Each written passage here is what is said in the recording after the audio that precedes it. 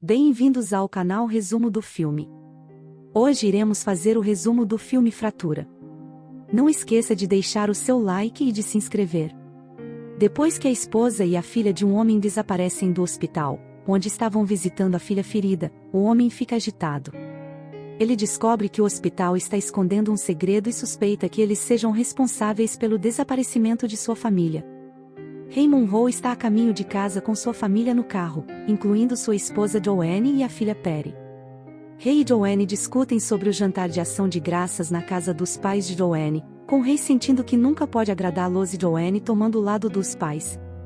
Para evitar mais discussões, Ray sugere que eles peçam pizza para um novo jantar de ação de graças apenas com os três, mas Perry, que está com fones de ouvido, não consegue ouvi-los.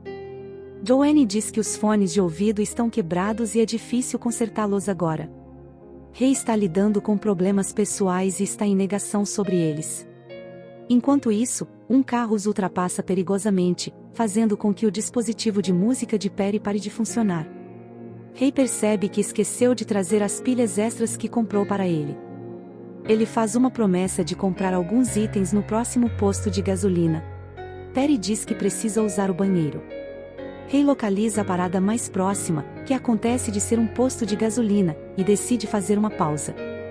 Joanne acompanha Perry ao banheiro, enquanto Ray compra bebidas para o casal, incluindo uma lata de Coca-Cola, um café e 2 garrafas de licor. No entanto, o caixa informa Ray que só aceita dinheiro, e como ele não tinha dinheiro suficiente, decide não comprar as baterias.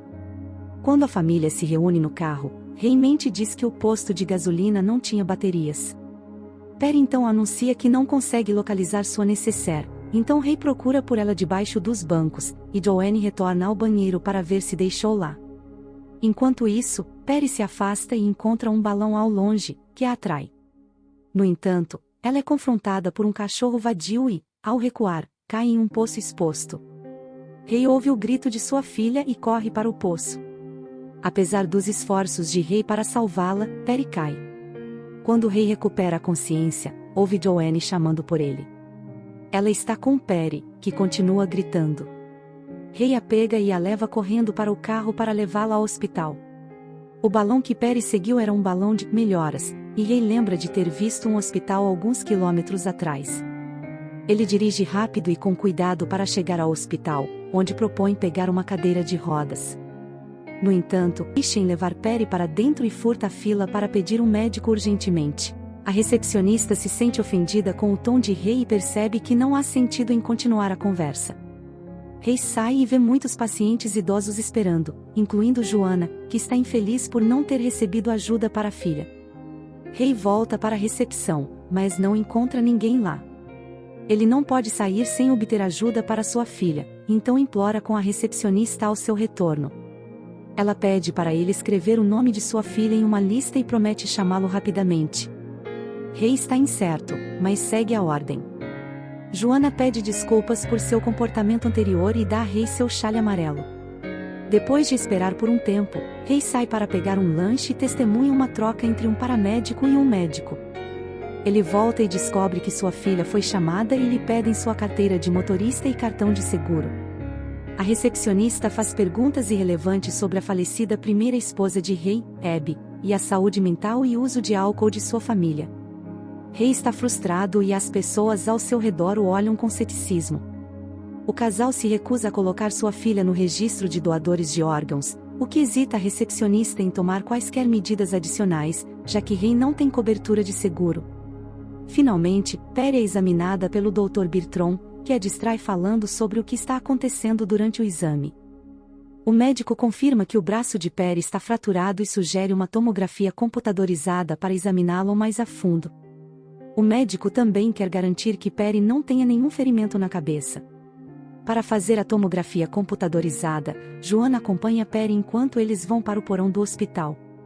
No entanto, eles só podem levar um responsável para baixo, então a dupla mãe e filha segue a enfermeira até a sala de exames.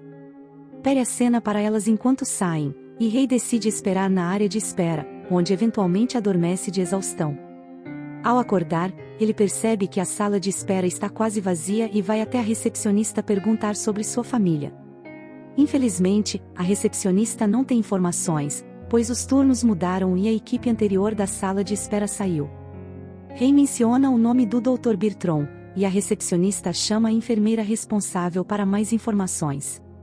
Enquanto espera, Rei conversa com uma mulher que espera pelo marido e fala de forma ambígua, o que o deixa mais ansioso. Ele volta para a recepcionista para perguntar sobre sua filha e esposa, mas ela não consegue encontrar nenhuma informação sobre Perry Monroe. Rei argumenta que havia escrito o nome na prancheta, mas o papel foi jogado fora de acordo com o procedimento.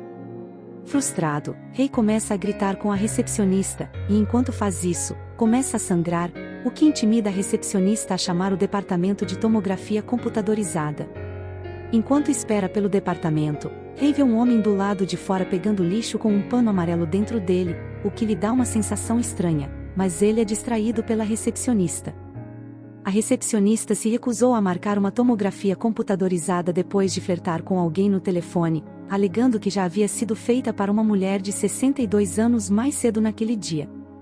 Enquanto a recepcionista estava distraída, Rei entrou no hospital pelas portas principais, o que fez a recepcionista chamar a segurança.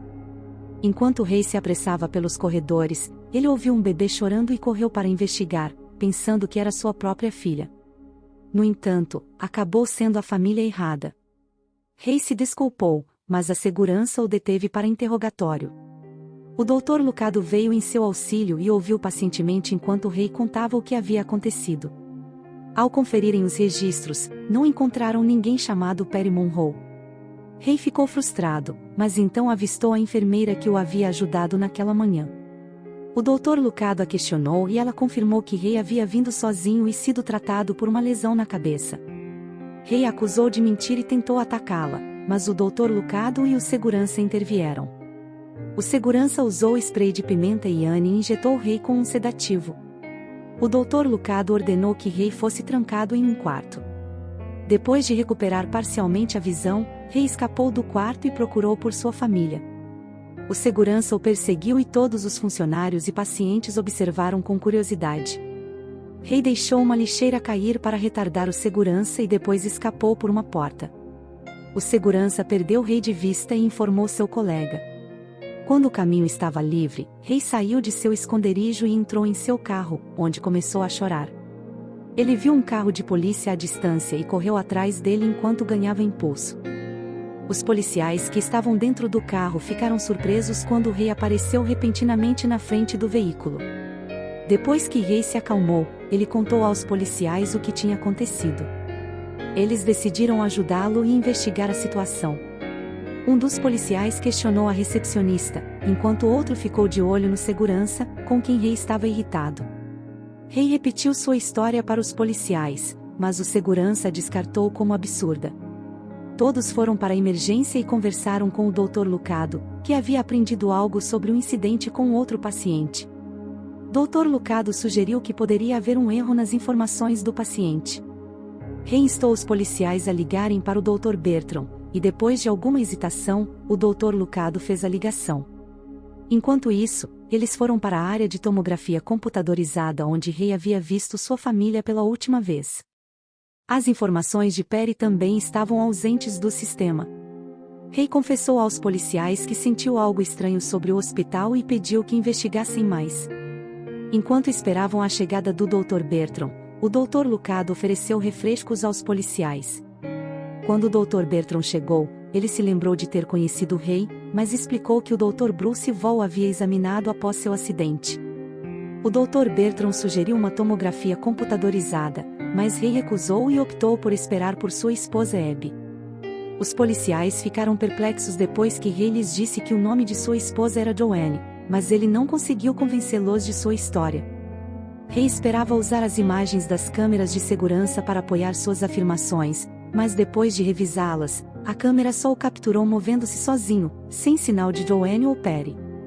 As evidências apontavam para Rei sendo o único que visitou o hospital sozinho.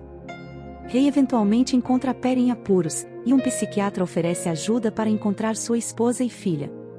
No entanto, depois de narrar sua história novamente, a polícia o prende sob suspeita de assassinar sua família devido à descoberta de uma grande mancha de sangue. Enquanto estava sob custódia policial, Rei pega a arma de um policial, tranca todos na estação de combustível e retorna ao hospital para encontrar sua família.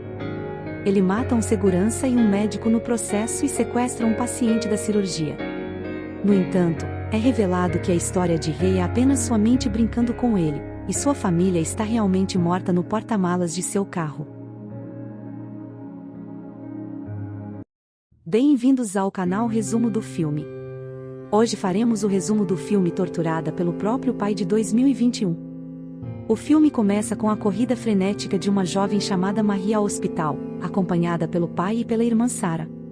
Sarah informa ao pai, Don, que Marie parou de respirar e implora para que acelerem a viagem até o hospital. Quando chegam, Don pega Marie nos braços e a leva correndo para dentro, instruindo Sarah a ficar em silêncio. Os paramédicos realizam a ressuscitação cardiorrespiratória e fornecem oxigênio a Marie para tentar salvá-la. Enquanto observa atrás da porta da sala de emergência, Sarah percebe que o coração de sua irmã parou de bater, apesar dos esforços valentes dos médicos para salvá-la. A narrativa então volta 20 anos no passado, onde vemos Sarah e sua família reunidos em torno de uma mesa de jantar. Embora pareçam uma família típica, quando Sarah pede permissão para sair naquela noite, seu pai Don aprende fortemente em sua cadeira e proíbe que ela saia. Naquela noite, Sarah desafia os desejos de seu pai, foge com seu namorado Chris e vai para uma festa. Sem o conhecimento dela, seus pais verificam seu quarto e descobrem a janela aberta e Sarah desaparecida.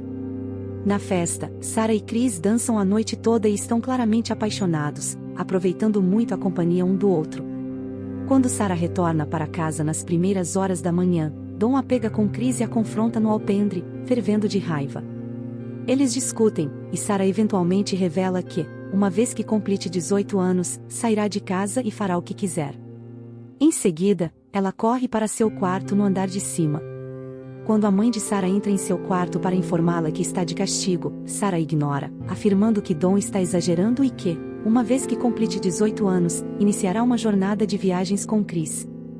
Don, parado do lado de fora da porta, escuta a conversa e fica visivelmente furioso com o que ouve. Don rapidamente faz seu caminho para o porão, e é então que ele revela sua construção secreta de uma sala oculta. Nos meses seguintes, o filme avança para a graduação de Sarah. Ela parece despreocupada com todo o seu futuro pela frente. Um dia, quando Don e Sarah estão sozinhos, ele pede ajuda dela para levar uma caixa grande para o porão. Enquanto estão lá embaixo, Don revela a sala oculta e explica que é um quarto seguro construído pelo proprietário anterior da casa. Quando Sarah tenta dar uma olhada lá dentro, Don rapidamente fecha a porta e a tranca dentro. Sarah tenta gritar por ajuda, mas a sala segura à prova de som abafa seus gritos. Don se afasta, deixando Sarah presa sem escapatória. Mais tarde, naquela noite, Irene fica preocupada quando Sarah não volta para casa.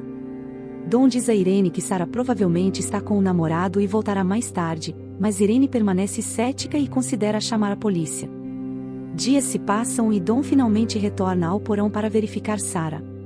Ela se esconde atrás de uma coluna e tenta empurrar Don para escapar, mas seus esforços são em vão quando Don a puxa de volta para dentro. Sarah insiste que Don enlouqueceu e que ela não consegue respirar lá embaixo. Don responde informando-a que enquanto houver energia, ela conseguirá respirar. No entanto, se ela se comportar mal ou digitar o código errado 3 vezes no teclado, o sistema de ventilação será desativado.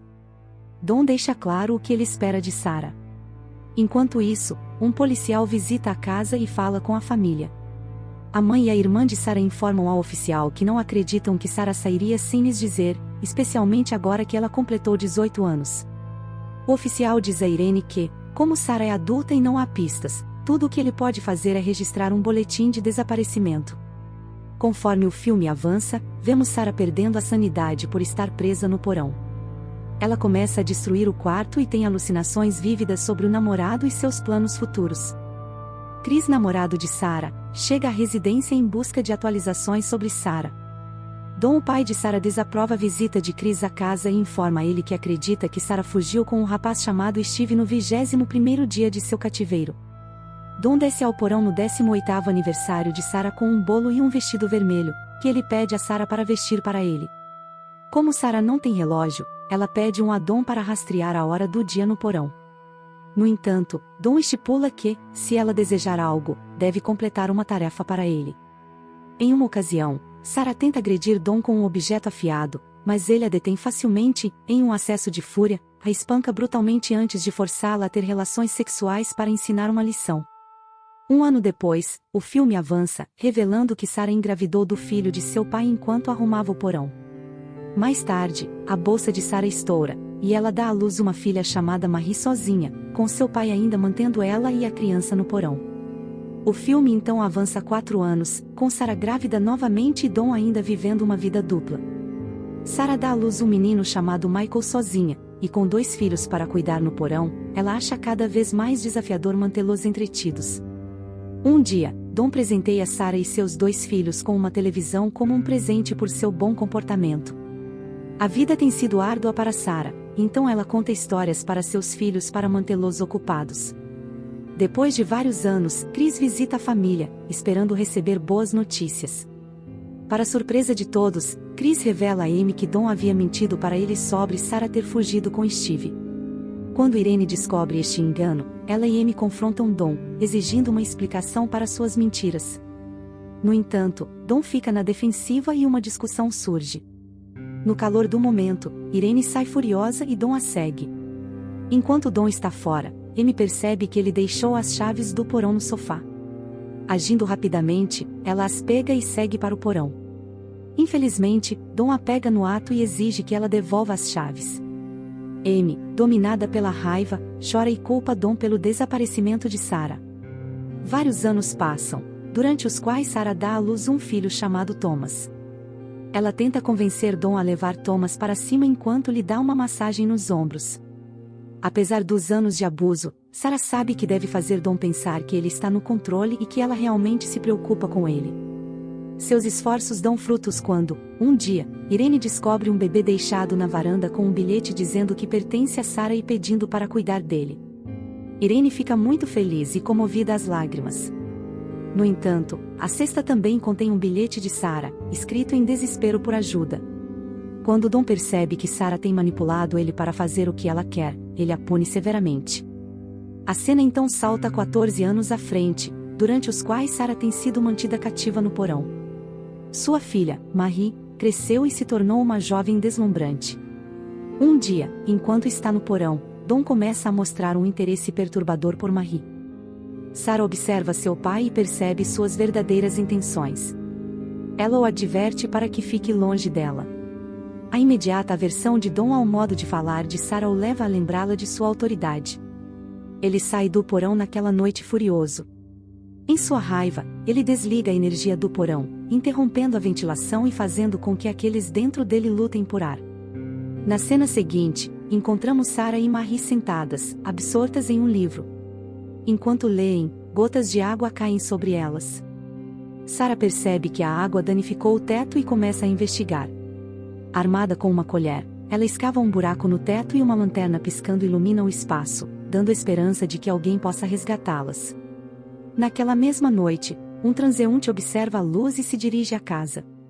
Infelizmente, ao chegar, ele é recebido por Dom, que é informado do que aconteceu. Dom fica furioso e corre para o porão. Apesar de estar grávida, a condição de Sarah não impede Dom de agredi-la. A surra é tão brutal que ela perde seu filho por nascer. Sob a cobertura da escuridão, Dom secretamente enterra o bebê falecido no quintal. Um dia, enquanto Dom está no porão, Marie e Michael perguntam quando serão autorizados a sair. Dom culpa Sarah e diz às crianças que a desobediência de sua mãe é responsável por sua prisão. Naquela noite, a frustração de Marie e Michael os leva a atormentar sua mãe, que é incapaz de revelar a extensão total das ações de Dom. Várias horas depois, Sarah acorda e encontra seus filhos sentados ao redor da mesa, pedindo desculpas por seu comportamento anterior. Ela determina que sua prole agora é madura o suficiente para compreender a verdade sobre o que Dom fez com ela. Quando ela finalmente revela aos filhos que Dom não é apenas seu avô, mas também seu pai biológico, é muito avassalador para eles, e eles ficam em choque. Devido ao caos que se seguiu, Marie, incapaz de compreender completamente a situação, tem uma crise de asma e luta para respirar. No meio da confusão, as crianças ficam muito confusas e começam a questionar seu papel na questão. A cena então avança rapidamente para um ano depois, e Dom está tendo dificuldades no trabalho. As coisas se intensificam quando ele perde o emprego, causando considerável tensão em casa com sua família. Conciliar sua vida dupla torna-se cada vez mais desafiador para Dom, e quando ele recebe um aviso de execução hipotecária para a casa, ele decide tomar uma ação drástica. Uma noite, ele decide conectar um cano do escapamento de seu carro para a saída de ar. Enquanto faz isso, Thomas aparece inesperadamente na garagem e estraga o plano de Dom. Sem perceber, ele consegue salvar a vida de Sarah e de seus irmãos. O filme então avança rapidamente para o 20º ano, durante o qual Sarah e seus filhos foram mantidos em cativeiro. Os problemas respiratórios de Marie pioraram, e ela implora a Dom para levá-la ao hospital, temendo que possa morrer. Ela promete a ele que não dirá nada e pede que ele ajude. Dom concorda relutantemente e leva Sarah e Marie ao hospital, deixando Michael para trás. Somos então levados de volta ao início do filme, quando Marie é levada às pressas para o hospital, e Dom instrui Sarah a não dizer uma palavra. Felizmente, Murray chega ao hospital a tempo, para alívio de Sarah. Depois, o hospital requer informações sobre o histórico médico de Marie. Dom rapidamente pega o formulário médico e informa a enfermeira que Marie só foi tratada com remédios naturais em casa. Enquanto ele continua falando com a enfermeira, Sarah está exausta, mas olha ao redor do hospital, percebendo que esta pode ser sua única chance de escapar. Sarah derrama propositalmente um copo de água no formulário médico para distrair Dom, e quando ele vira as costas por um segundo, ela corre para uma enfermeira ao lado de um policial e informa que precisa de ajuda imediata. Dom percebe o que acabou de acontecer e rapidamente tenta sair do hospital. No entanto, o policial o persegue e o detém. Em seguida, vemos Dom sendo preso e levado para uma viatura policial.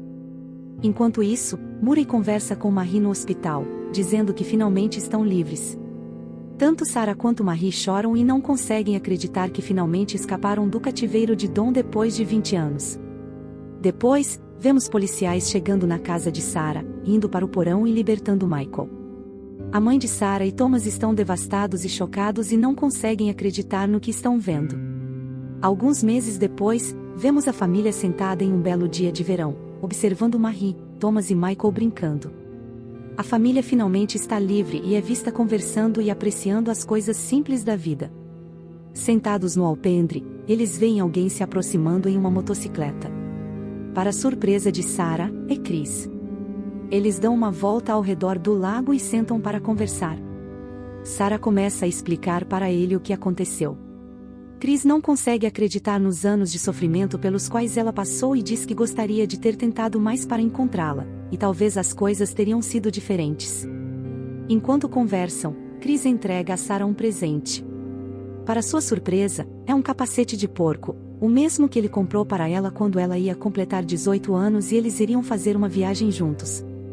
A cena final mostra Sarah abraçando Chris por trás enquanto eles saem em sua motocicleta, e o filme termina aí.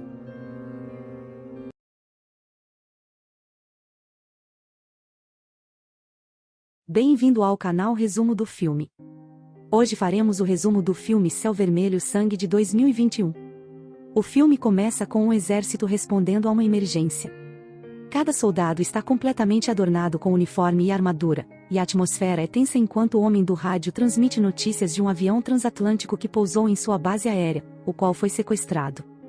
Todos se preparam para entrar em conflito, e o oficial-chefe, vestido de preto, chega ao local. Quando o avião pousa, carros com soldados armados o cercam, e o oficial-chefe pergunta sobre quaisquer sobreviventes. Ele ordena que os soldados não atirem até que todos os civis tenham sido resgatados em segurança. De repente, um paraquedas cai com um menino pequeno agarrado a um urso de pelúcia, parecendo exausto. Os soldados correm para ajudá-lo, trazendo-o com segurança para dentro. O oficial responsável percebe um homem com o braço ferido no assento do piloto, que insiste que não tem afiliação com os sequestradores. Enquanto isso, um psicólogo questiona o jovem garoto traumatizado. Conforme a câmera se aproxima, os olhos do menino parecem vazios e sem brilho. De repente, somos transportados de volta no tempo para um dia antes do sequestro do avião. Testemunhamos uma cena comovente com Nadia, uma mulher alemã que está lutando contra a leucemia. Ela está se preparando para embarcar em um avião com seu filho, Ellie, com destino a Nova York, onde espera receber o tratamento médico necessário para recuperar sua saúde. Ao chegar no aeroporto, Elias faz o check-in de sua bagagem e faz amizade com um homem chamado Farid, que gentilmente o ajuda com suas coisas. Nadia chega um pouco depois, correndo para abraçar seu filho antes de ir ao banheiro para administrar sua medicação. O frasco de onde ela bebe parece ser vermelho sangue, e ela suporta a agonia de se injetar no peito.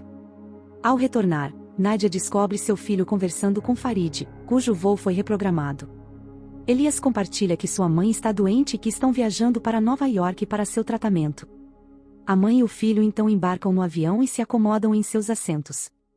Do outro lado do avião, uma aeromoça verifica o piloto e, ao retornar, um passageiro do business class flerta com ela e pede uísque.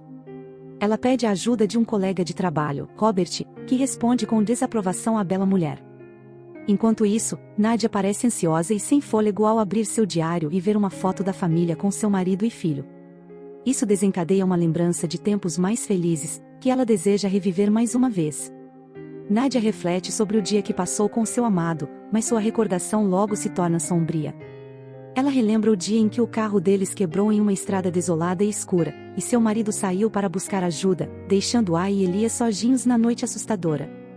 O flashback acaba abruptamente, e Nadia volta à realidade, sentando-se ereta.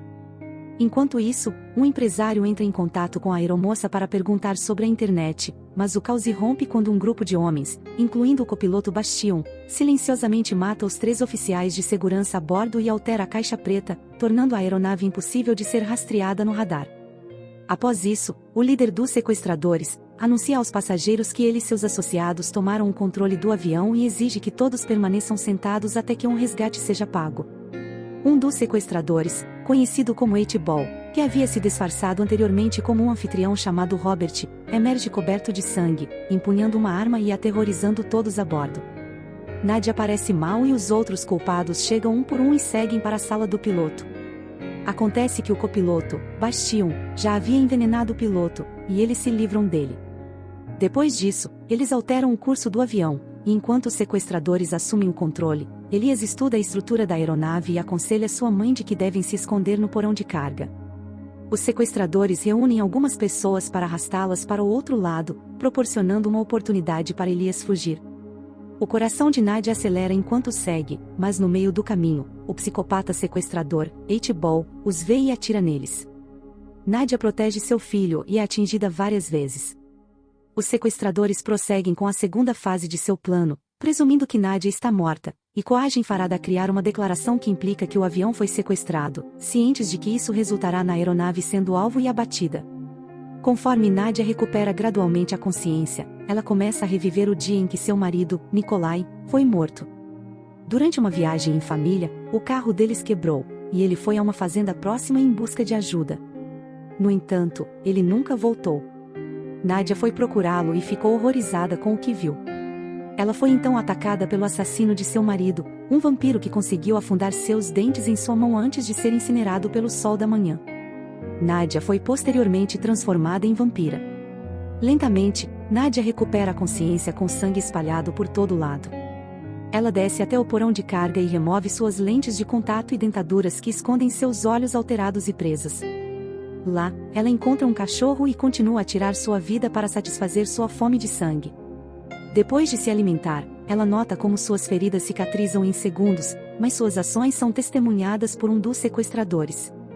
Ele vem até ela, colocando-a em desvantagem, mas Nadia ataca e drena-o de seu sangue. Como resultado, ela finalmente se transforma em uma vampira completa. Descendo para a área de assentos do avião, Farad é liberado do domínio dos sequestradores e volta para sentar-se ao lado de Elias, que está chorando achando que sua mãe morreu no compartimento de carga. Nadia percebe o telefone do rádio dos sequestradores e coloca a culpa na cadela pelo seu falecimento para não deixar rastros. Ela então vai para o banheiro lavar o sangue do corpo. Nadia retorna para seu filho, que fica feliz em vê-la. Pobre criança. Ela pergunta aos passageiros sobre o piloto, mas ninguém sabe. Eles então encontram um passageiro aparentemente aterrorizado que sabe como pilotar um avião. Juntos, eles mudam o curso do avião de volta para Nova York. Enquanto isso, no compartimento de carga, os sequestradores, tendo recebido o que queriam, estão se preparando para pular do avião. Eles encontram o corpo do companheiro, mas acreditam que a cadela foi responsável. Enquanto os sequestradores se preparam para pular, o indivíduo psicótico que atirou em Nadia percebe que as coisas não são como parecem. O grupo segue sua liderança e descobre que o corpo de Nadia está desaparecido. Bingo Berg, líder dos sequestradores, tenta retomar o controle da cabine e ameaça atirar em todos a bordo. Apesar de resistência, quando uma jovem é tomada como refém, eles cedem às suas demandas. Para surpresa de todos, a garota se transforma em um vampiro e ataca Bucky antes que ele possa completar sua própria transformação. Ela perfura uma faca em seu peito, matando-o. Percebendo o perigo que enfrentam, os sequestradores designam 8-Ball para eliminar Nadia. Ele busca em suas coisas e diário e conclui que ela é uma vampira. Seus companheiros de sequestro zombam dele, mas ele sabe que está certo. Na cabine, a jovem consegue escapar, mas não sem antes ter um vislumbre do rosto de 8-Ball. Apesar de sua promessa de não ferir a criança, ela se sente culpada e é lembrada da agonia e dor que tem experimentado escondida como vampira por anos. Depois de algum tempo, ela retorna à fazenda em busca de respostas. Lá, ela encontra um vampiro idoso que tenta tirar sua vida por ter matado seu filho. No entanto, ela o domina e tira sua vida. Antes de escapar, ela também adquire frascos de supressor de vampiros e incendeia a fazenda. O homem insiste repetidamente que ela e sua espécie são más e que devem ser paradas. No presente, 8-Ball incapacita Nadia com luz UV e tira uma amostra de sangue dela.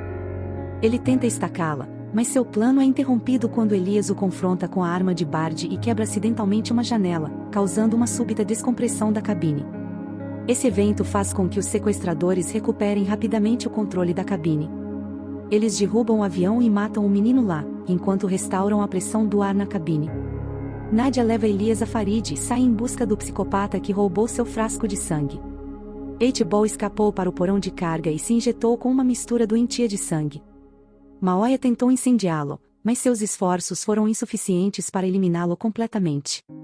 O psicopata sofreu uma transformação grotesca, tornando-se um monstro em carne e osso, e procedeu a eliminar todos os outros sequestradores, exceto Bastion. Enquanto isso, os passageiros restantes se armaram para se proteger. Nada convenceu os passageiros de sua intenção de ajudá-los, e juntos eles se aventuraram no porão de carga para localizar 8-Ball e garantir o avião. Do outro lado do avião, um empresário estava gravemente ferido e sangrando. Ele foi então atacado por outro passageiro que se transformou em vampiro, mas os outros conseguiram salvá-lo de ser mordido. Uma enfermeira foi chamada para atender aos ferimentos de todos, mas o empresário exigiu que ela o curasse, prometendo pagar-lhe generosamente.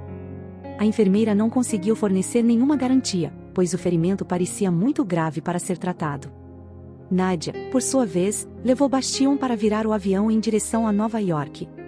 No entanto, ele a notificou de que o avião estava com pouco combustível e não conseguiria chegar a Nova York. Eles não tinham escolha senão pousar em breve ou enfrentar uma possível queda. O empresário, movido pela ganância, não estava disposto a desistir de sua vida. Ele libertou 8-Ball com a intenção de ser mordido por ele, mas acabou perdendo sua vida. Por outro lado, Bola 8 transforma a maioria dos passageiros restantes em vampiros. Entre os poucos passageiros humanos restantes estão Elias, Farid e Bastion. Reconhecendo o perigo iminente que os passageiros transformados representam para a humanidade, Nadia toma a difícil decisão de apoderar-se dos explosivos dos sequestradores e detoná-los. Ela entende que esse ato altruísta resultará em sua própria morte também. No entanto, antes que Nadia possa colocar seu plano em prática, Elias intervém e assume seu lugar. Ele consegue garantir o detonador, mas é rapidamente cercado pelos vampiros. Incapaz de suportar a visão de seu filho em perigo, Nadia implora para que Farid cuide dele. Elias então mata e consome Bastion, mas quando tenta salvar sua mãe, ela é atacada e drenada de seu sangue pelo Bola 8. Assim que Bola 8 está prestes a atacar Elias, Farid altera o curso do avião e o direciona para a direção do sol nascente. A luz solar queima Bola 8, fazendo com que ele caia do avião e pereça no nada. Elias então salva a vida de sua mãe dando-lhe seu sangue. Embora ela seja salva, ela o rejeita e foge para garantir sua sobrevivência. O avião eventualmente pousa em uma base na Escócia, onde Elias, cansado e exausto de todas as tragédias que sofreu, retorna ao presente. Elias previne as autoridades do perigo iminente, mas elas optam por ignorar suas advertências e, em vez disso, transportá-lo para um hospital em uma ambulância. Farad também é retirado do avião, enquanto as autoridades desinformadas vasculham a aeronave em busca de sobreviventes, inconscientes de seu próprio destino iminente. Elias consegue escapar da ambulância e corre em direção ao avião, chamando repetidamente pelo nome de Farid. Farid, que agora desceu do veículo e avista Elias, responde ao chamado. Quando Elias se aproxima do avião, testemunha a emergência de sua mãe, que ataca ferozmente um dos soldados. No entanto, quando Elias tenta se aproximar dela, ela responde com um rosnado selvagem e o ataca.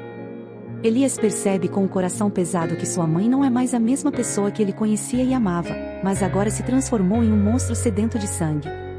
Com o coração pesado, Elias aciona o detonador, pondo fim à vida de sua mãe e dos outros vampiros, finalmente concluindo a tragédia. O filme termina em uma nota aliviada, com Farid sendo absolvido de todas as acusações e abraçando Elias com um coração agridoce, mas jubilante. Espero que tenham gostado e não esqueça de se inscrever no canal e deixar o seu like no vídeo. Catherine e seu futuro cônjuge estão trocando votos em uma igreja, mas o casamento foi arranjado devido à situação de pobreza de Catherine. Quando a noite cai, a empregada de Catherine, Ana, a ajuda a trocar de roupa. Ana se pergunta se Catherine está ansiosa em consumar o casamento com seu novo marido esta noite, mas Catherine não está. Pouco depois, Alexander, marido de Catherine, entra no quarto e pergunta se ela está tranquila com tudo. Ele então informa que ela ficará confinada à casa e não poderá sair. Catherine se opõe a isso, expressando seu amor pelo ar livre. No entanto, Alexander ignora suas preocupações e ordena que ela se dispa. Ela obedece, e Alexander apaga as luzes e se despe antes de cair prontamente no sono. Catherine fica de pé, desconfortável, na escuridão. Seus dias são tediosos e desinteressantes, passados principalmente sentada no sofá olhando para a lareira até adormecer. Catherine é tratada como inferior aos homens, ignorada durante o jantar e informada pelo pai de Alexander, Boris, que seu dever primordial é produzir um herdeiro homem para Alex, e, portanto, ela sempre deve tentar durante seus momentos íntimos. Quando Alexander retorna para o quarto deles, ele exige que Catherine fique em pé e tire a roupa, forçando-a a ficar de frente para a parede enquanto ele se masturba no canto. Ele eventualmente encontra alívio. Um dia, Alexander parte para atender a uma explosão nas minas de carvão, deixando Boris para segui-lo pouco depois. Boris espera que Catherine possa se recuperar e ganhar forças durante a ausência deles, e que ela tenha dado à luz um filho ao retornarem. Depois que ele parte, Catherine se deleita na liberdade de fazer o que quiser. Ela respira aliviada ao abrir uma janela e sai para explorar, depois de ter sido confinada em casa. Enquanto cochila, ela é abruptamente acordada pela discussão alta de Ana com um homem. Ao avistar o homem fugindo, ela corre para ver o que está acontecendo. Ao chegar aos alojamentos dos trabalhadores de Alexander, Catherine fica desapontada com a brincadeira dos homens enquanto trabalham. No entanto, seu choque se transforma em horror quando ela testemunha Ana suspensa no teto. Sebastian explica que eles estão apenas medindo o peso dela, mas Catherine insiste que eles a deixem imediatamente. Ela ordena que todos os homens se virem de costas enquanto Ana sai correndo. Enquanto isso, Catherine examina Sebastian de perto e o questiona sobre quanto ela pesaria na balança. Sebastian tenta colocá-la na cinta, mas Catherine fica indignada e consegue se libertar de seu agarre. Antes de sair, ela os adverte que monitorará de perto suas atividades, já que estão desperdiçando os recursos de seu marido, brincando por aí. Mais tarde, Catherine visita Ana e pergunta sobre a identidade do homem, ignorando o estado emocional de Ana. Ana permanece em estado de pânico após sua violação pelos homens, enquanto Catherine parece estar preocupada com Sebastian e presta pouca atenção ao sofrimento de Ana. Essa falta de preocupação faz com que Ana desabe em lágrimas assim que Catherine sai. Certa manhã, enquanto Catherine está nos campos, Sebastian questiona se ela está perdida, mas Catherine o ignora e continua andando. Tarde da noite, Sebastian aparece na porta de Catherine, expressando seu tédio e tentando entrar em seu quarto. Embora Catherine tente resistir, Sebastian a domina e pergunta se ela também está entediada. Apesar de sua resistência inicial, Catherine eventualmente cede a seus desejos e se envolve voluntariamente em atividade sexual com Sebastian, que dura menos de 20 segundos. Eles repetem esse encontro no dia seguinte, mas o padre Peter visita Catherine e percebe que ela não tem frequentado a igreja. Ele sugere que ela fique em casa pelo bem de sua saúde, e Catherine assume que Anna deve ter informado o padre Peter sobre suas atividades ao ar livre. Assim que o padre Peter parte, Catherine retoma suas atividades sexuais com Sebastian. Enquanto isso, Anna vai sozinha à floresta para coletar alguns cogumelos, e Sebastian a interrompe. Ele está atualmente levando seu cachorro para passear, e segundo ele, os cachorros não devem ser amarrados por muito tempo, pois isso os deixa inquietos. Anna concorda, dizendo que o cachorro tinha sido amarrado por muito tempo, mas na verdade ela está se referindo a Catherine. Anna alerta Sebastian que se Alexander descobrir, ele ficará descontente. Apesar da cautela de Anna, Sebastian vai até Catherine para amarrá-la novamente. Anna observa pelo olho mágico no corredor, mas sai quando Sebastian olha em sua direção. Eventualmente, Anna avisa Catherine que Boris retornou, fazendo Catherine retomar suas atividades mundanas diárias. Durante o jantar, eles se atualizam, e Boris pede a Anna para trazer uma garrafa especial de vinho. Infelizmente, Catherine bebeu todas elas, mas Anna não revela a verdade. Boris então exige que Anna se ajoelhe para que ele possa tratá-la como um animal, mas ela se afasta quando ele a dispensa. Catherine assiste toda a cena sem se preocupar com o bem-estar de Anna. No dia seguinte, Boris bate repetidamente em Sebastian e pede a Edward que o prenda. Quando Catherine ouve a notícia, ela vai procurar Sebastian. Mais tarde, Boris dá uma palestra a Catherine sobre suas ações. Ele acusa Catherine de envergonhar a sua família. Catherine pede a Boris para soltar Sebastian, mas Boris a ignora e a insulta por não ter dado a Alexander um herdeiro legítimo. Ele então dá um tapa tão forte em Catherine. Mais tarde, Catherine pede novamente a Boris que liberte Sebastian, mas Boris se recusa e joga um copo. Enquanto Boris vai ao banheiro, Catherine o tranca lá dentro colocando uma cadeira contra a maçaneta da porta. Ela então pede a Anna que se junte a ela para uma refeição e conheça mais sobre ela. Eles podem ouvir gemidos vindos do banheiro, mas Catherine impede Anna de ajudar Boris. Sugere-se que Catherine tenha envenenado Boris, e quando seus gritos de socorro cessam, ela ordena a Anna que busque um médico na cidade. Catherine vai soltar Sebastian enquanto Anna está fora. No entanto, quando o médico chega, é tarde demais, pois Boris está morto. Anna grita de agonia quando percebe o que aconteceu. Mais tarde, Catherine recebe uma carta de Alexander dizendo que ele não comparecerá ao funeral do pai e ela espera que ele nunca mais volte. Durante o funeral, Catherine posa para uma foto com o falecido Boris, e Anna olha para ela com desgosto, sabendo o que ela fez. Eventualmente, Sebastian é limpo e referido como o homem da casa por Catherine. Mais tarde, Catherine informa a Anna que pedirá a outra empregada que traga sua comida como precaução, o que a deixa chateada e a faz amassar a massa vigorosamente. Outra empregada diz a ela para não se culpar porque Boris era velho e poderiam ter sido cogumelos errados. É então revelado que Anna é muda e não fala. Sebastian está ansioso que Anna possa voltar a falar, mas Catherine o tranquiliza dizendo que ela não o fará. Catherine pondera se Sebastian a ama e ele confessa seu afeto por ela. Ela afirma que nunca serão separados, mesmo que isso signifique sacrificar sua vida. No meio da noite, Catherine acorda com uma comoção do lado de fora e percebe que seu marido retornou. Ela instrui Sebastian a se vestir rapidamente e o esconde no armário, enquanto Alexander entra no quarto. Ao encontrar um cinto no chão, Catherine inventa uma história sobre tê-lo encontrado no campo. Alexander critica Catherine por ganhar peso. Catherine oferece chá a Alexander para persuadi-lo a sair do quarto, mas ele fica e ela serve chá para ele ali. Alexander finalmente confessa que está ciente da infidelidade de Catherine. Ele revela que Catherine tem se envolvido em atividades sexuais com vários parceiros e não foi difícil para ele descobrir. Alexander humilha Catherine lembrando-a que ela foi vendida para Boris por um preço baixo, equivalente ao de uma vaca. Envergonhado, Alexander instrui Catherine a reformar seu comportamento, permanecendo em casa e rezando. Catherine fica irritada com as exigências de Alexander e, em retaliação, busca Sebastian no armário. Ela coloca Sebastian na cama e começa a ter relações sexuais com ele enquanto Alexander assiste. Alexander responde dando um tapa em Catherine e uma briga física surge entre ele e Sebastian.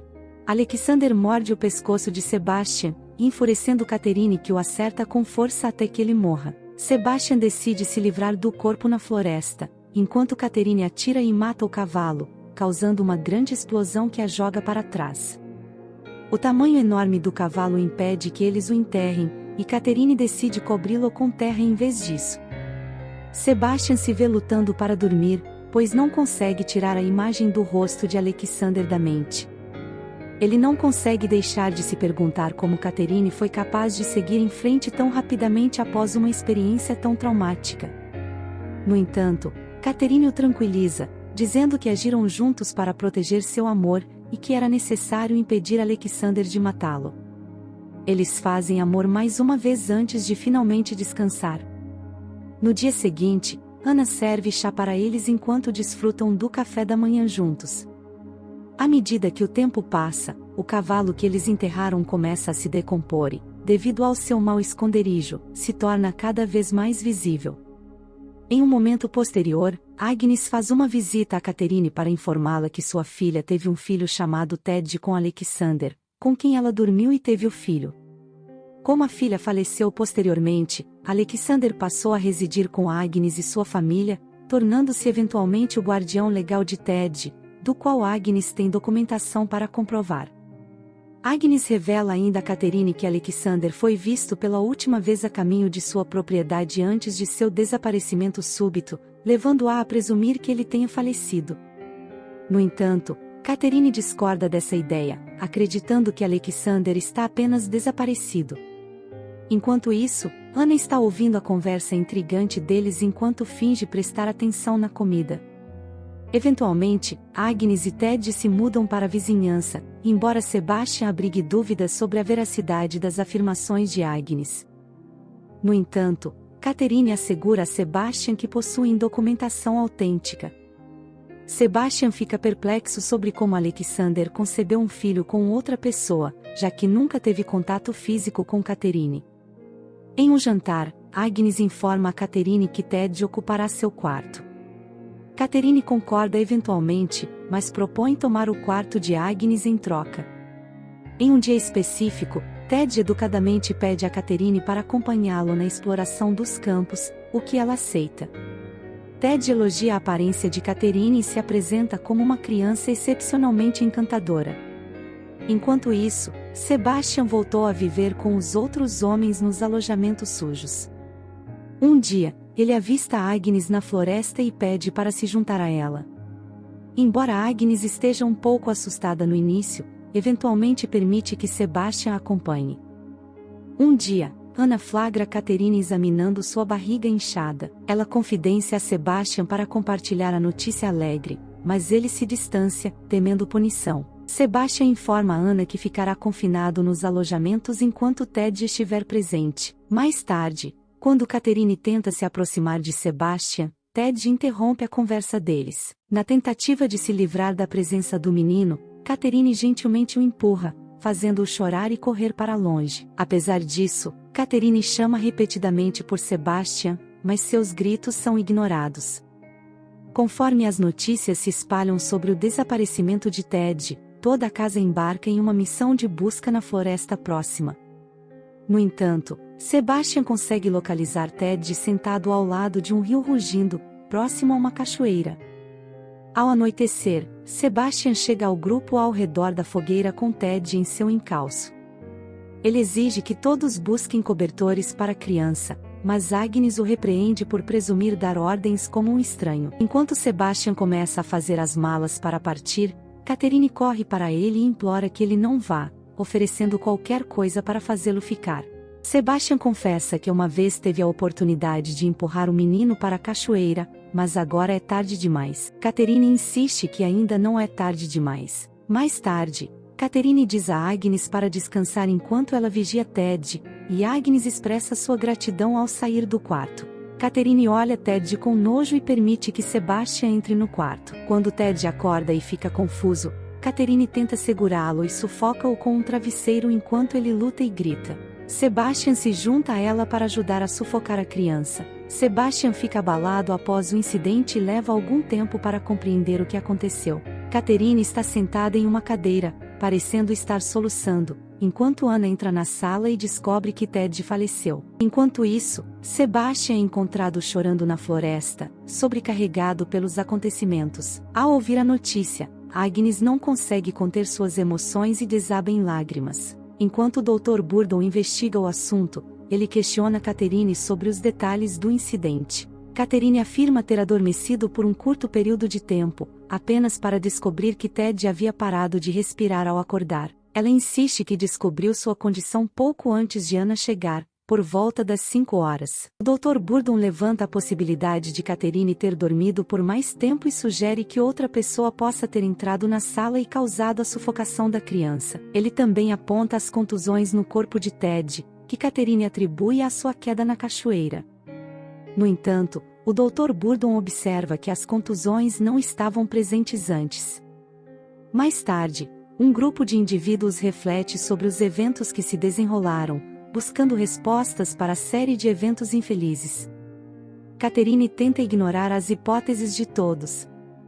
Logo após, Sebastian aparece na sala e confessa tudo o que aconteceu. Ele revela como Catherine usou um travesseiro para sufocar Ted e como ela foi responsável pelas mortes de Alexander e Boris por envenenamento por cogumelos. Sebastian revela que o motivo de Catherine era ficar com ele, mas ele se sentia sufocado pela presença dela e descreve Catherine como uma doença. Quando Catherine nega as acusações, Sebastian tenta atacá-la, mas os outros homens o seguram. Catherine acusa Anna e Sebastian de serem os culpados em vez dela. Ela afirma que Anna é responsável por colher os cogumelos e insinua que Anna e Sebastian podem ter tido um relacionamento secreto. Catherine também alega que Boris havia espancado Sebastian anteriormente, dando a eles motivação suficiente para matá-lo. Em uma reviravolta dramática dos eventos, Catherine faz uma apresentação emocionante, retratando Ted como uma criança amada por ela. Agnes estende a mão para segurar sua mão, mas Anna permanece em silêncio e atordoada depois de ouvir as acusações. Catherine olha intensamente para Anna,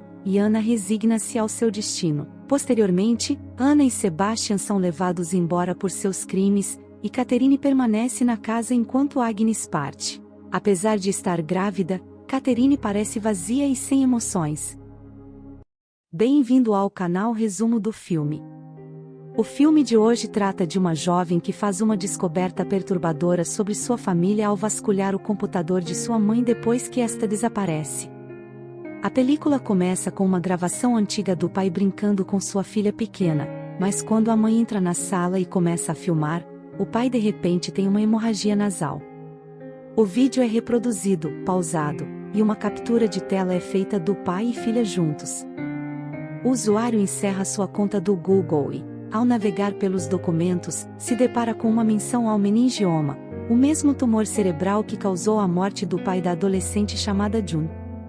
Na próxima cena, um documentário sobre David Kim é exibido na tela, o pai de June que desapareceu.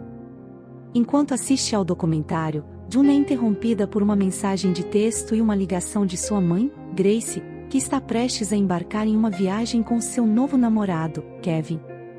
Grace estabelece regras para June seguir enquanto ela está fora, mas conhecendo sua natureza rebelde, ela também arranja para sua amiga Heather ficar de olho nela. Kevin tenta consertar seu relacionamento com sua enteada, mas sem sucesso. Enquanto Grace parte de férias, June observa através de uma câmera de segurança enquanto os adultos partem de táxi.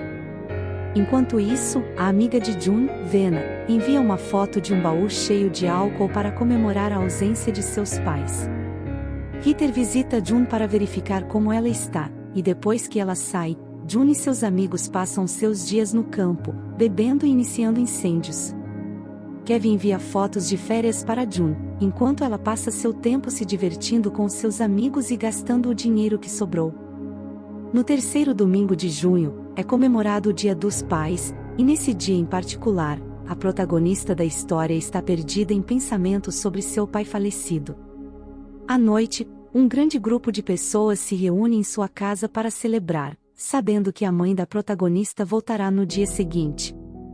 Em meio ao clima festivo, a protagonista, Jun, permanece triste e sombria até que ela eventualmente desmorona e vomita. Mais tarde, ela passa a noite assistindo ao último vídeo de seu pai e postando cuidadosamente fotos dele nas redes sociais enquanto corta deliberadamente sua mãe, a quem ela sente ter traído sua memória. Na manhã seguinte, Jun acorda com a bagunça deixada pela festa e contrata uma agência de limpeza para cuidar disso. Então ela segue para o aeroporto para receber sua mãe de volta da prisão, segurando uma placa que diz "Bem-vinda de volta da prisão". No entanto, os amigos de sua mãe, Grace e Kevin, não estão no voo, e Jun não consegue alcançar sua mãe no telefone. Ela liga para o hotel onde sua mãe estava hospedada e, com a ajuda de um tradutor online, descobre que seus parentes se mudaram. Após consultar o Google Maps, Jun almeja revisar o material das câmeras de vigilância relacionado a um caso de pessoa desaparecida que está estudando. Entretanto, ela descobre que só pode acessar tal material pessoalmente no hotel. Posteriormente, um agente do FBI chamado Park da Embaixada dos Estados Unidos contata-a para obter informações sobre o caso. Jun tenta acessar a conta do Google de sua mãe para obter dados de geolocalização, mas sem sucesso. Sua amiga Venus sugere verificar as câmeras públicas na Colômbia, mas estas se mostram inúteis. Após receber um pagamento de um serviço de limpeza, Jun contrata um trabalhador local chamado Xavier para recuperar as filmagens. Apesar de seus esforços, Xavier descobre que o material já foi apagado. Ele questiona a equipe do hotel e descobre que a pessoa desaparecida, Grace, foi vista pela última vez com Kevin em uma loja de construção. Jun consegue rastrear a localização do casal por meio de transações com cartão de crédito e envia Xavier para questionar um vendedor. Peter alerta Jun sobre a ilegalidade de usar a conta de Kevin, mas ela descobre evidências de sua infidelidade em sua correspondência com outra pessoa. A lista negra de Kevin consiste em 27 mulheres, todas as quais ele se comunicou usando nomes diferentes. Ao pesquisar os nomes em um mecanismo de busca, cada mulher encontrou um link que levava à página de Kevin no site da prisão federal, onde ele estava preso por fraude. Jun, a última mulher a trocar mensagens com Kevin, descobriu suas atividades fraudulentas depois de encontrar fotos do seu trabalho nas redes sociais. Ela ligou para o restaurante onde ele havia estado antes e descobriu que sua contato feminina não havia entrado em contato por 2 semanas, e evidências de geolocalização mostraram que Kevin tinha estado naquele restaurante. Jun encontrou uma casa nos arredores da cidade ao procurar o paradeiro de Kevin e descobriu que era um serviço de reabilitação de ex-presidiários após ligar para o número de telefone associado ao endereço. Xavier forneceu informações de que Kevin foi visto comprando um cadeado em uma loja, mas essa pista acabou sendo infrutífera. Jun foi novamente aos correios para examinar o chat de Kevin com Grace e descobriu que eles se conheceram em um aplicativo de namoro, o qual ela acessou usando a conta de sua mãe. A mulher usa as mesmas credenciais de login para todas as suas contas, a fim de acessar mensagens de texto e vídeo. Enquanto lê através delas, ela observa o crescimento do afeto entre Grace e Kevin. Esse carinho floresce em meio às fofocas em torno de uma personalidade famosa. Ao conhecer Kevin pessoalmente, ela descobre que sua mãe havia mantido um segredo do seu passado e pede a ele para mantê-lo em segredo. Em resposta, Kevin revela que já passou um tempo na prisão. Tentando elaborar um plano romântico de viagem, ela procura por destinos turísticos no Google e encontra uma ponte onde os casais prendem cadeados para simbolizar seu amor. isso explica sua recente compra na loja de construção. Xavier a aconselha a conectar a câmera e ela navega pelas imagens de vídeo até a data do desaparecimento. Curiosamente, ela observa Kevin e sua mãe chegando à ponte e prendendo o cadeado. Além disso, Kevin pede Grace em casamento em meio à multidão aplaudindo. Infelizmente, o agente Park entra em contato com ela com algumas terríveis notícias. Os turistas foram sequestrados e a gravação de um telefone celular de um espectador captura o incidente. Jun descobre um erro de impressão ao olhar as mensagens de sua mãe. Ela entra em contato com Kevin, e percebe que sua mãe não está presente em nenhuma das fotos de férias. O agente Park revela que uma atriz chamada Raquel foi sequestrada em vez de Grace, que nunca deixou sua cidade natal. Enquanto as autoridades procuram a mulher desaparecida, uma teoria surge de que Grace pode ter iniciado seu próprio desaparecimento. Jun começa a investigar o passado de sua mãe, o que a leva a um aplicativo de criptografia para mensagens. Ela descobre que Ritter está por trás da criptografia e vai até seu escritório, apenas para encontrá-la morta. Jun escapa por pouco do assassino e percebe que alguém a está observando. Kevin entra em contato com o observador para obter ajuda para sair da Colômbia, pois planejou tudo para desviar suspeitas. Vena compartilha um link para uma transmissão ao vivo da polícia colombiana realizando uma operação. Kevin é capturado e baleado durante a operação. Mais tarde, a protagonista ouve mensagens deixadas por sua mãe e descobre uma pista que permite acessar a conta de e-mail dela. Ela encontra um usuário bloqueado que havia enviado uma mensagem para sua mãe. Após examinar seu histórico de navegação, percebe que as câmeras de vigilância que ela comprou estão apontadas para a casa onde o último vídeo dela e de seu pai foi tirado. De repente, ela recebe uma ligação do pastor James, que se revela ser seu supostamente falecido pai. Ele afirma que sua mãe o incriminou e que a levou porque estava mentalmente instável. Jun descobre que Kevin, a quem seu pai conheceu na prisão, ajudou a sequestrar sua mãe. O pai leva Jun para uma casa antiga onde a amarra, e ela descobre que ele a tem seguido. Ele carrega uma arma e vai ao celeiro confrontar Grace, que está em cativeiro. Ela consegue escapar. Jun se lembra de um relógio que tem messengers e liga para Xavier pedindo ajuda. Ela soletra o endereço da casa onde estão sendo mantidas. James ameaça Grace com uma arma, e ela o esfaqueia com um caco de espelho. Jun chama a polícia, e uma equipe de policiais invade a casa, encontrando o corpo de James e Jun e Grace feridas. No entanto, é revelado que os eventos foram encenados para uma série de TV, e a protagonista assiste sua história como base para outra série de crime baseada em eventos reais. O filme termina com uma ligação da mãe da protagonista, dizendo que voltará para casa em breve e que fez amizade com Xavier.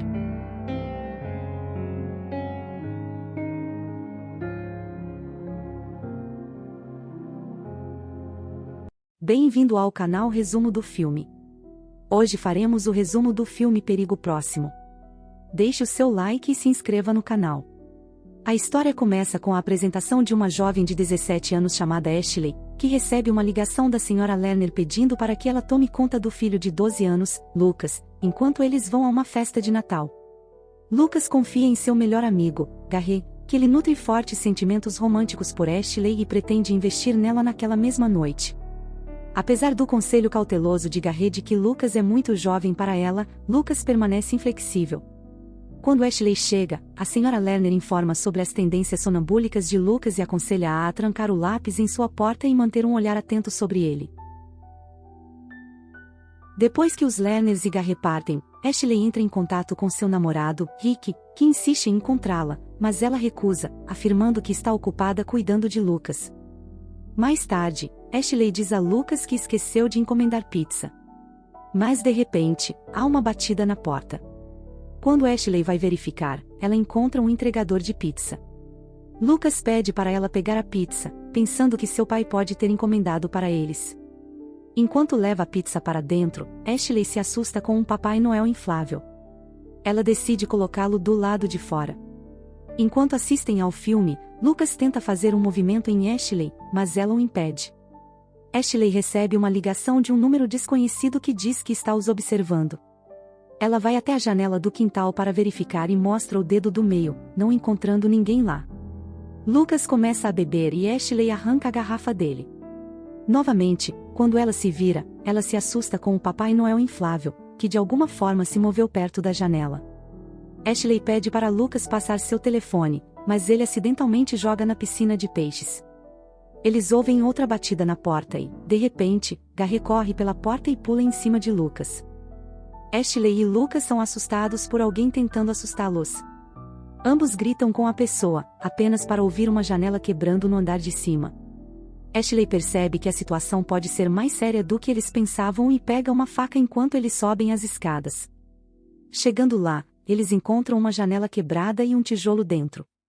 Eles também descobrem que suas conexões de internet e telefone foram cortadas e que os pneus do carro de Ashley foram perfurados.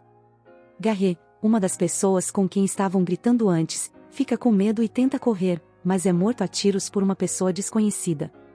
Ashley e Lucas, assustados com a situação, decidem se esconder em um armário depois de pegar uma arma no quarto do pai de Lucas. No entanto, um homem mascarado entra no quarto e começa a procurá-los. Ashley reconhece a máscara que o homem está usando e o confronta, exigindo que ele a remova. Para sua surpresa, o homem se revela ser Garrett. Ashley descobre que a situação foi um plano criado por Lucas, que esperava assustá-la e depois vir em seu socorro em uma tentativa de ficar com ela. Zangada e frustrada, Ashley diz a Lucas que ele precisa de tratamento mental e tenta sair. Em resposta, Lucas a esbofeteia no topo da escada, fazendo com que ela caia e fique inconsciente.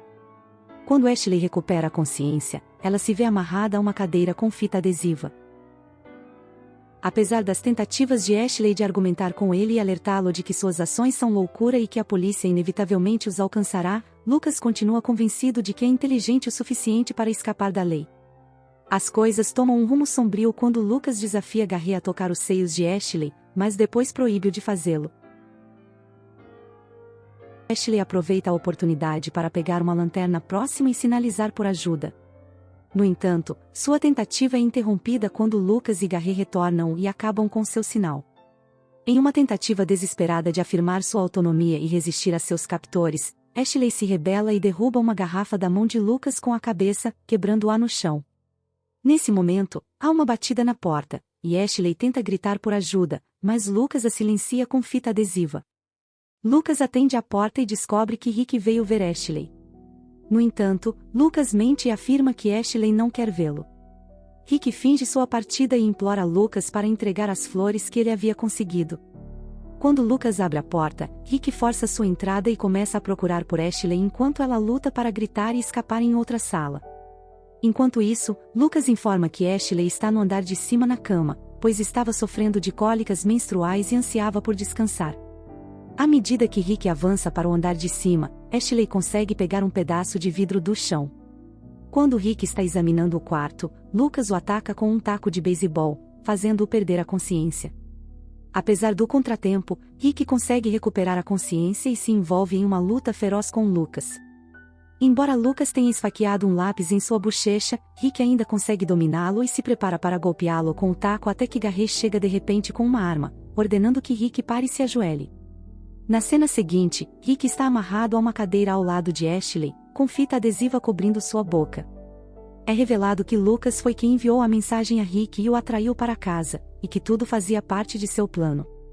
Garrett não estava ciente disso, e a revelação acende sua fúria, levando a uma acalorada discussão entre os dois. No entanto, Garrett eventualmente consegue se acalmar e sai para a sala de estar. Na cena seguinte, Lucas implora a Ashley para convocar seu ex-namorado, Jeremy, para casa. No entanto, quando Ashley se recusa, Lucas decide entrar em contato com Jeremy ele mesmo e convidá-lo para casa. Conforme os eventos se desenrolavam, Ashley tentou desamarrar sua mão amarrada, mas inadvertidamente se cortou com um pedaço de vidro. Ocultando a ferida, ela evitou a suspeita de Lucas em sua volta, já que os esforços equivocados de Rick para distraí-lo se mostraram infrutíferos. Com Lucas momentaneamente ocupado limpando o chão manchado e descartando o pano, Ashley conseguiu soltar suas amarras e finalmente se libertar. Quando Lucas retornou, ele levou Rick para a sala, empunhando uma corda de canhão de tinta e perguntando a Garrett as possíveis consequências de uma lata de tinta balançando. Lucas balançou a lata de tinta da escada, mas errou o alvo, levando Ashley a aproveitar a oportunidade para agir. Recuperando uma arma da mesa, ela ameaçou Lucas, apenas para descobrir que a arma estava vazia. Em sua tentativa desesperada de escapar, Ashley afastou a perseguição de Garrett ao derrubá-lo inconsciente com uma cadeira próxima. No entanto, assim que estava prestes a buscar ajuda de cantores próximos, ela foi atingida por um projétil inesperado. Na cena seguinte, Lucas parece contente na presença dos cantores, enquanto Ashley permanece amarrada e contida por luzes cintilantes. Ao retornar para dentro, Lucas transmite a Garrett sua incompetência e enumera seus erros relacionados à escola, expondo também o sonambulismo inventado por Garrett. Lucas tranquiliza Garrett de que ele irá resolver tudo e o instiga a monitorar o paradeiro de Ashley enquanto ele confronta Rick. Antes de partir, Lucas envia uma mensagem para o antigo namorado de Ashley, pedindo sua presença. Ao chegar, Jeremy se sente apreensivo sobre a conversa iminente e se esgueira para a parte de trás da residência. Ashley tenta chamar sua atenção, mas Garrett a impede de gritar. Do lado de fora, Lucas se encontra com Jeremy e descobre que Ashley precisa de um pedido de desculpas por escrito antes de encontrá-lo. Jeremy concorda em fazer isso e começa a escrever a carta. Neste momento, Lucas aproveita a oportunidade para enforcá-lo em uma árvore. Enquanto isso, dentro da casa, Ashley convence Garrett da traição e exploração de Lucas. Ao perceber seus erros, Garrett promete corrigi-los e liberta Ashley de suas amarras. Enquanto o faz, ele dá um beijo na bochecha dela, o que faz com que Lucas fique com ciúmes e furioso. Subsequentemente, Lucas atira e mata Garrett, gritando acusações e culpando-o por suas ações. Finalmente, Lucas senta ao lado de Ashley e descansa a cabeça em seu ombro. Ele conta a ela como sua mãe costumava mimá-lo, apenas para retirar abruptamente seu afeto. Quando Ashley permanece inerte, ele se levanta e, por trás, corta brutalmente a garganta dela com uma lâmina. Lucas então orquestra a cena para incriminar Jeremy pelos assassinatos, plantando meticulosamente as impressões digitais de Jeremy em todas as armas usadas no ato hediondo, arrastando seu corpo para dentro de casa e colocando a arma em sua mão. Ao retornar para seu quarto, Lucas coloca habilmente o lápis em cima da porta trancada antes de se deitar, ingerindo um punhado de pílulas para dormir para acelerar seu sono antes da chegada de seus pais. Os Lerners ficam horrorizados ao retornarem para casa, incapazes de compreender os horrores que ocorreram. Após subirem correndo para checar seu filho, eles respiram aliviados ao descobri-lo dormindo pacificamente.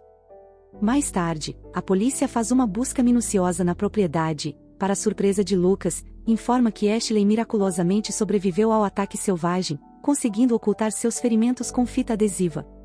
Enquanto Ashley é levada em uma maca pelos paramédicos, sua forma semi-inconsciente faz um gesto impudente para Lucas, que assiste com crescente agitação, preocupado com sua possível traição às autoridades.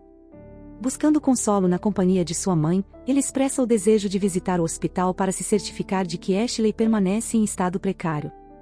O filme chega ao fim. Não esqueça de deixar o seu like e de se inscrever no canal. Bem-vindo ao canal Resumo do Filme. Hoje faremos o resumo do filme de ficção científica chamado Multiverso de 2019. Não esqueça de deixar o seu like e de se inscrever no canal. No início, vemos uma garota chamada Loretta explicando como ela vai contatar outro multiverso. Sua ideia é que, quando ela tentar encontrar um universo diferente, outra versão dela mesma tentará fazer o mesmo. É assim que ela eventualmente vai conversar consigo mesma. Então vemos sua equipe. Há um menino chamado Gary, outro chamado Danny e uma menina surda chamada Amy. Danny é o namorado de Loretta.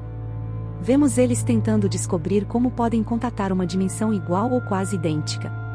Para isso funcionar, eles precisam ter muitas partículas correspondentes em ambas as dimensões. Loretta descobre que eles precisam usar água porque ela muda de forma o tempo todo. Ela descobriu isso enquanto olhava para a tigela com um peixe dentro quando estava pensando em viajar para um lugar com muita água. Quando eles sofrem um acidente de carro e colidem com outro carro que está prestes a cair de um penhasco, Loretta quer ajudá-los, mas acaba morrendo após cair do penhasco. A próxima cena é 5 meses depois. Ambos os meninos estão assustados porque acham que viram Loretta, mas isso não é possível porque ela está morta. Enquanto isso, Amy conversa com a mãe sobre como sente falta do pai, que morreu há alguns anos. O trio se encontra em um bar e discute porque interromperam a busca por outra dimensão. Depois, vemos Jerry em um laboratório com 2 peixes em vez de um. Ele recebe uma ligação de alguém chamado Loretta, que fala como ela. Ele fica bravo porque pensa que é uma brincadeira. Então vemos Amy e Danny se abraçando no corredor porque agora são amantes. De repente, a suposta Loretta morta aparece e fica brava com eles porque acha que ela e Danny ainda estão juntos.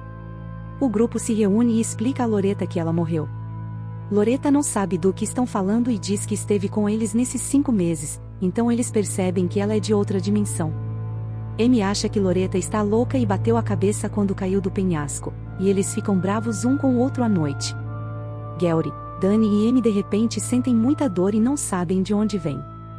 Na dor extrema, eles veem imagens de si mesmos em outro lugar.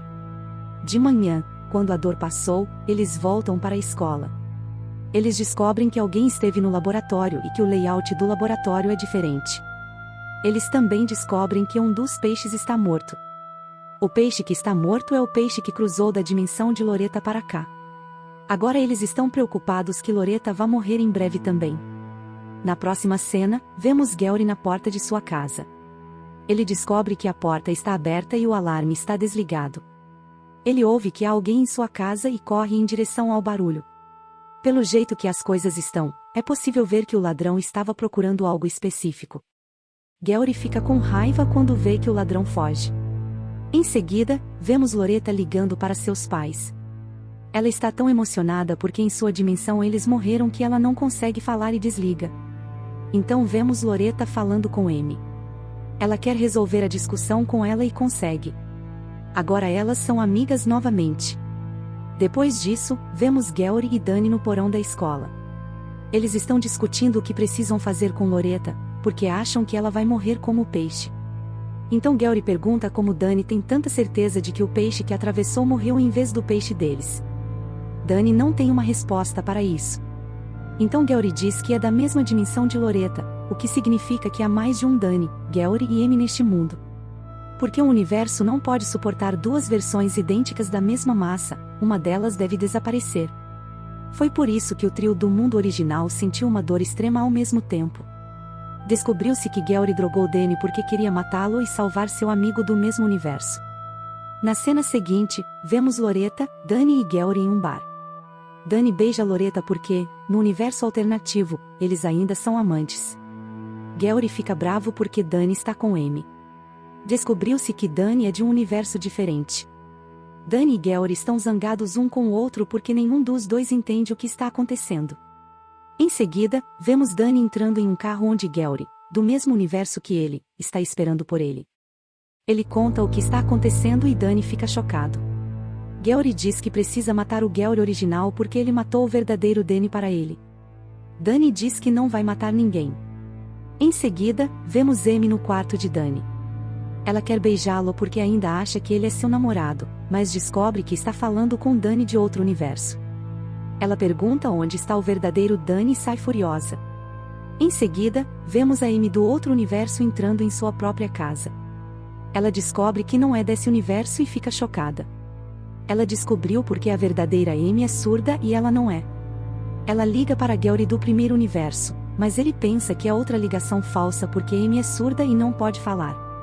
Então ele faz uma videochamada e fica chocado ao descobrir que é a verdadeira Amy. Amy percebe que não é o Gary do seu universo e desliga. O verdadeiro Gary e Amy se encontram e Amy diz que só pode haver um deles. Na próxima cena, vemos o falso Gary com Loretta em algum lugar perto de uma estrada. Gary diz a ela que ele é do mesmo universo que ela e quer fazer o mesmo dispositivo que eles usaram para chegar aqui para voltar.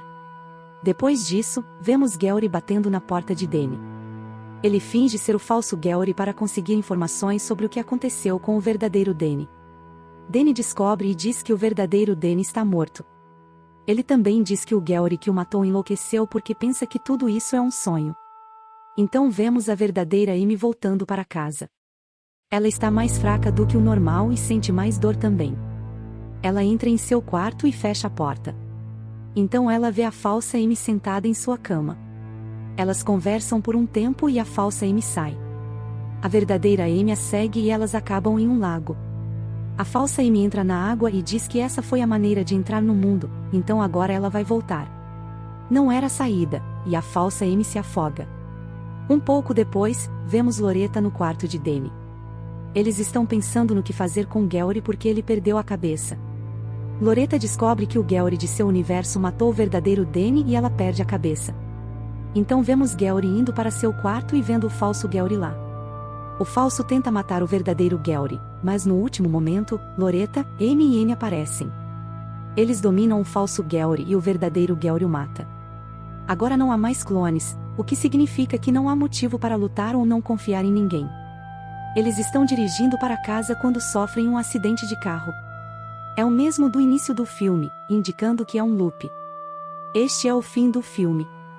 Obrigado por assistir.